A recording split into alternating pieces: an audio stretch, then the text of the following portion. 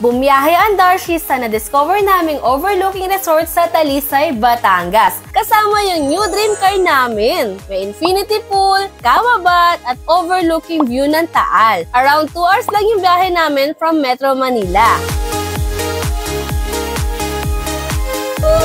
Naging smooth yung biyahe kasi kasama ng Darshi si Jetour X70 Sport. Pogi, diba? Astig yung interior niya tsaka spacious sa loob. Komportable sa biyahe si Hershey kasi as usual, passenger princess pa din siya. Charot! Bukod sa malawak yung space para sa mga gamit namin for staycation, madami ding makakasakay na tropang drawing kasi 7-seater SUV siya. Located sa mountainside yung resort pero safe bumiyahe kasi may 360 camera feature siya. Maganda yung panahon during that weekend, kaya nakapag-side trip pa kami sa famous Talisay Taal Lake. Ganda ng view, diba? Pag-uwi sa Manila, na-enjoy namin yung city driving kasi dumaan pa kami sa iconic city lights ng Rockwell. Nasulit namin yung weekend kasama si Jetour X70 Sport. Mapabiyaheng probinsya, city driving, umulan o umaraw, reliable talaga. That's it, guys! Follow us for more travel and staycation ideas. Kami ulit ang Darshi na nagsasabing, idagdag na naman kayo sa drawing bucket list nyo!